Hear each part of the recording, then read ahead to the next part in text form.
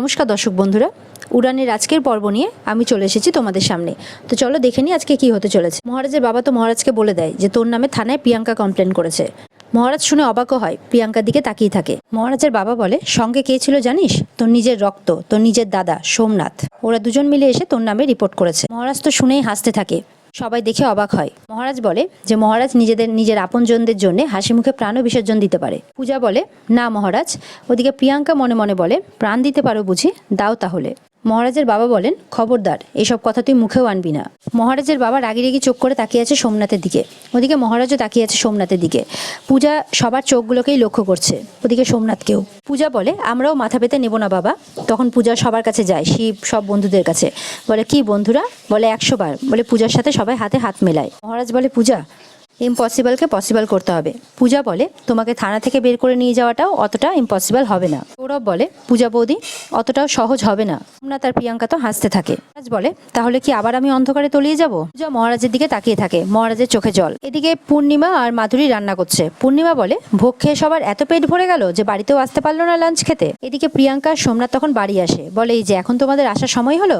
বলে, আর বলবেন না মা, যা হলো ওখানে। প্রিয়াঙ্কা বলে। তখন সোমনাথ বলে, যা হলো খুব লজ্জার হলো মা। তখন ওদিক দিয়ে সোমনাথের বাবাও বাড়ি ঢুকছে। মিলি, শিব, পূজা সবাই, এসব বন্ধুরাও বাড়িতে আসে। পূর্ণিমা মহারাজের কথা জিজ্ঞাসা করে। সোমনাথ বলে, কোথায় আর থাকবে, বাড়ির নাম ডুবিয়ে মহারাজ এখন জেলে পচে মরছে। পূর্ণিমা কথাটা শুনে অবাক হয়ে যায়। পূজা তো খুব রেগে যায়, বলে, মিস্টার সোমনাথ মুখার্জি বলে চিৎকার করে ওঠে। আর এদিকে পূজার শ্বশুরমশাই গিয়ে সোমনাথকে এক চড় মারে, জলের গ্লাসটা পড়ে যায়। পূজার ভাই বোনরা তো আগে থেকে এসেছিল, পূজার মাও সেখানে দৌড়ে চলে আসে। পূজার শ্বশুরমশাই বলে, ঘরের শত্রু বিভীষণ। এদিকে পূর্ণিমা শুনে তো অবাক হয়ে যায়। লকআপের কথাটা শুনে তার মনটা ভেঙে যায়। ওদিকে উপরে পূজা চলে যায়, নিজের ঘরে গিয়ে কাঁদতে থাকে। ঘরে গিয়ে মহারাজকেই কল্পনা করতে থাকে। এদিকে মহারাজও জেলে বসে পূজার কথাই ভাবতে থাকে। এদিকে মহারাজ জেলে বসে বলে যে, প্রিয়াঙ্কা বৌদির কাছে তো আমি এটাই আশা করেছিলাম, কিন্তু তুই তো আমার নিজের দাদা, তুইও আমার সাথে এটা করলি, তুই এটা করতে পারলি? অবশ্য আমি বা অবাক হচ্ছি কেন? তুই তো সেই কোন ছোটবেলায় আমার পিঠে ছুরি মেরেছিলি, তো এখন তোর কাছে ওটা নতুনই বা কি? আমি আসলে নিতান্ত একটা বোকা, একটা গর্ধপ, যে আমি তোকে আবার সুযোগ দিয়েছিলাম, তোকে আঘাত করার সুযোগ। এটাই বলতে থাকে আর ওর কথা ভাবতে থাকে মহারাজ। পূজা ঘরে ঠাকুরকে বলতে থাকে, কেন তুমি এমন করলে মা সিদ্ধেশ্বরী? কেন তুমি আমার মহারাজকে বিনা দোষে শাস্তি দিলে? কেন মহারাজের নিজের দাদা ওকে এভাবে আঘাত করবে? বড় দাদা, সেও এমন হয়, এতটা নিষ্ঠুর? মিস্টার সোমনাথ মুখার্জি, আপনি এতটা অমানবিক। পূজা বলে। সোমনাথ উঠে গিয়ে ওর বাবাকে বলে, তুমি শুধু শুধু আমাকে চটটা মারলে বাবা। এদিকে সোমনাথের মা সোমনাথকে ঠেলে দিয়ে বলে, তুই সবসময় মুখে এত বাজে কথা বলিস কেন? ওদিকে প্রিয়াঙ্কা বলছে, আপনারা সবসময় আমার সোনার সাথে এরকম করেন কেন বলুন তো? যার বাবা বলে, কারণ তুমি আর তোমার সোনা, তোমরা দুজনে মিলে থানাতে গিয়ে মিথ্যে নালিশ করেছো মহারাজের নামে। পূজার শাশুড়ি মা তো এটা শুনে খুব অবাক হয়। পূর্ণিমা তার হাজব্যান্ডকে গিয়ে মানে মহারাজের বাবাকে গিয়ে আবারও জিজ্ঞাসা করে, বলো না কি হয়েছে, আমি তো কিছু বুঝতে পারছি না।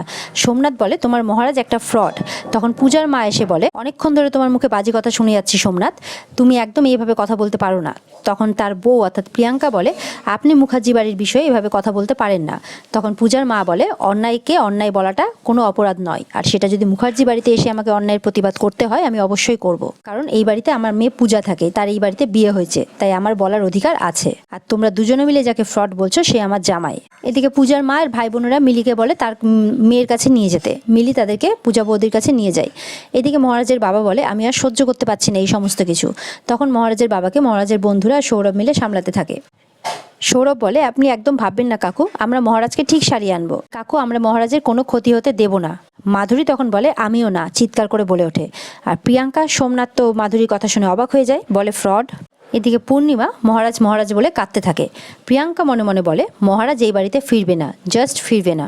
এদিকে পুলিশ বলে, আপনি অত্যাধিক বোকার মতো কাজ করেছেন মহারাজ, ছাড়া পাওয়া কিন্তু খুব মুশকিল। মহারাজ হাসে, বলে, ভালোই তো, আপনাদের সঙ্গে থাকবো। তখন অফিসার বলে, ব্যঙ্গ করছেন? মহারাজ বলে, আমার অতটা স্পর্ধা নেই অফিসার, যদি থাকতো তাহলে, বলে থেমে যায়। অফিসার বলে, তাহলে? মনে মনে বলে, যে প্রতিবার আমার বুকে ছুরি মেরেছে তাকে সবার সামনে নিয়ে আসতাম। অফিসার বলে, কি হলো বললেন না তো? মহারাজ বলে, আসলে ফ্যামিলি ব্যাপারটা খুব গোলমেলে, থাকলেও মুশকিল আর না থাকলে তো। তখন অফিসার বলে, আপনার কথাবার্তা কিন্তু খুব গোলমেলে, আপনি হেয়ালি করতে পারেন বটে। মহারাজ বলে, শুধু শুধু পূজা মহারানী আমার সাথে ফেসে গেল। আর মনে মনে বিয়ের মুহূর্তগুলো ভাবতে থাকে, মানে তাকে বিয়ে করেই পূজা ফেসে গেল, সেটাই বলতে চাইছে।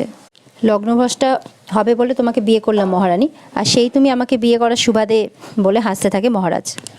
বদনাম ঘোচাতে পারলাম না মহারানী, বদনাম ঘোচাতে পারলাম না, এটাই বলতে থাকে মহারাজ। এদিকে ওপরে সবাই গিয়ে শিব, মিলি, পূজার মা পূজাকে বোঝাতে থাকে। পূজা তো কেঁদেই যাচ্ছে। পূজার বোন বলে কিচ্ছু হবে না দেখিস, জামাইবাবু ঠিক ছাড়া পেয়ে যাবে। পূজার মাও বলে কিচ্ছু হবে না দেখিস, কিন্তু পূজা কাঁদতেই থাকে। মিলিরাও বলে দেখো আমার মেজদার কেউ কোনো ক্ষতি করতে পারবে না। এদিকে শিব বলে আমারও খুব ভয় করছে। পূজার মা বলে কেন তোমার ভয় করছে বলো? বলে আমি ঘর পোড়া গরু, তাই সিঁদুরে মেখে ভয় পাই আমার। সবাই তো শুনে একটু অবাক হয়ে যায়।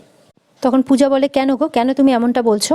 তখন শিব বলে কারণ এর আগেও ভাইয়ের এরকমভাবে মেজদা এরকমভাবে অন্ধকারে দিন কাটিয়েছে। তখন পূজা বলে ভাই, লক্ষ্মী ভাই আমার, তুমি আমাকে অন্তত সত্যিটা বলো, তুমি আমার কাছ থেকে কিছু লুকিও না। শিব বলে বিশ্বাস করো বন্ধু, যদি আমি জানতাম তাহলে আমি কারো পরোয়া না করে তোমাকে সবটা বলে দিতাম। মিলিও তাই বলে, আমিও কিছু জানি না বন্ধু, নাহলে তোমাকে ঠিক বলে দিতাম। পূজা রেগে যায়, বলে এই বাড়িতে এত রহস্য কেন? কেন এই বাড়ির লোকেরা এত সত্যিটাকে গোপন করে? পূজা তার মাকে বলে বলতে পারো মা, কেন এই বাড়ির লোকেরা সব কিছু লুকিয়ে লুকিয়ে রাখে? আমি তো এই বাড়ির বউ, এই বাড়ির মেজো বউ, আমার কি সত্যিটা জানার অধিকার নেই? পূজার মা তখন বলে আছে, আছে তো 100 বার আছে, তোর সত্যিটা জানার অধিকার আছে। দেখ, এটা যেমন সত্যি যে মহারাজ জুবেনাইল হোমে ছিল, এটাও তো সত্যি যে মহারাজ একজন ভালো মানুষ। তুই এটা জানিস না বল? দেখ, আমি এটা জানতে চাই না যে মহারাজ জুবেনাইল হোমে কেন ছিল, কিন্তু আমি এটা জানতে চাই যে সোমনাথ আর প্রিয়াঙ্কা তোর এত বড় ক্ষতি কেন করলো। পূজা বলে সেটা তো আমিও জানতে চাই মা। তখন মিলি বলে মানুষ মাত্রই বেইমান বৌদি, সে আপনজন হোক বা পর। শিব বলে মিলি তুই কি বেইমান? মিলি বলে তোর কথার মানে বুঝলাম না। শিব বলে সবাই বেইমান হয় না রে মিলি। মিলির তখন রিয়া বলে যে জামাইবাবুর সঙ্গে তো আমাদের আত্মার সম্পর্ক, তাই না মা? আমরা তো আত্মীয়। শিব বলে 100 বার রিয়া। তখন পূজার ভাইও তার জামাইবাবুর জন্য প্রার্থনা করতে থাকে। বলে তুমি আমার ভালো মানুষ জামাইবাবুকে তাড়াতাড়ি বাড়ি ফিরিয়ে দিও মা। পূজা বলে আসবে ভাই, তো জামাইবাবু ঠিক বাড়ি ফিরে আসবে খুব তাড়াতাড়ি। পূজার মা তখন বলে সেই ব্যবস্থা তোকেই করতে হবে মা। পূজা বলে আমার স্বামীর উপর করা অন্যায়ের প্রতিবাদ আমি করবই। পূজা বলে অন্যায় অপবাদ মাথা পেতে নেব না। পূজার ভাই বলে একদম ঠিক বলেছিস দিদি, আমার স্বামীর অপবাদ ঘুচাবই, অন্যায়ের প্রতিকার করব, দোষীদের শাস্তি দেব, কারণ আমি মহারাজের স্ত্রী, মহারাজের অর্ধাঙ্গিনী। সৌরভ মহারাজের কাছে আসে। মহারাজ বলে কিরে কোনো খোঁজ পেলি? সৌরভ বলে না রে, কোনো ক্লু পর্যন্ত পাইনি। মহারাজ বলে তাহলে? তখন সৌরভ বলে তাহলে ওয়েট করতে হবে। মহারাজ বলে অপেক্ষা। সৌরভ বলে আচ্ছা পূজা বৌদিকে বাঁচাতে তুই নিজের ঘাড়ে অপবাদ নিয়ে নিলি? বলে পূজার কি কোনো দোষ আছে? সৌরভ বলে তোরও তো কোনো দোষ নেই। বলে কি বলছিস তুই সৌরভ, অ্যাপটা তো আমি বানিয়েছি, আর যারা ওর নামে কেস করেছে সে তো আমার নিজের দাদা বৌদি, আমি বাঁচাবো না তো কে বাঁচাবে তাহলে? মহারাজ রেগে যায়। অফিসারটা এসে বলে স্যার এনিথিং রং? তখন মহারাজ বলে everything is wrong, everything is wrong. Sourav বলে মহারাজ রিল্যাক্স প্লিজ রিল্যাক্স। মহারাজ বলে রিল্যাক্সই আছি, যদি রিল্যাক্স নাই থাকতাম তাহলে অন্য মূর্তি ধারণ করতাম। অফিসার বলে স্যার উনি আসলে, সৌরভ বলে নির্দোষ হয়েও কার এত বড় শাস্তি পেতে ভালো লাগে বলুন তো? তখন ওই অফিসার বলে তাহলে উনি ওনার সত্যতা প্রমাণ করুন। মহারাজ বলে হ্যাঁ সেটাই করব। সৌরভ তখন অফিসারকে চলে যেতে বলে এখান থেকে। মহারাজ বলে তুই আমাকে একটা হেল্প করবি বন্ধু? তখন সৌরভ বলে বল। বলে তুই একটু শুধু খোঁজ করে জান যে আমার দাদা আর বৌদি কার সাহায্য নিয়ে এই অ্যাপটাকে ফ্রড করেছে, এটা জানাটা আমার খুব দরকার। সৌরভ বলে আমি ঠিক খুঁজে বের করব যে কারা তোর এই অ্যাপটাকে ফ্রড করেছে, তুই কিছু চিন্তা করিস না। মহারাজ বলে আমাকে এখান থেকে বেরোতেই হবে, যে করেই হোক, যেভাবেই হোক বেরোতে হবেই আমাকে। আজকের পর্ব এই পর্যন্তই। দেখা হচ্ছে তোমাদের সাথে আগামীকালকে। যদি পর্ব ভালো লেগে থাকে অবশ্যই চ্যানেলকে লাইক, কমেন্ট আর সাবস্ক্রাইব করতে ভুলবে না। দেখা হচ্ছে আগামীকালকে, ততক্ষণ সবাই ভালো থাকবে, টাটা।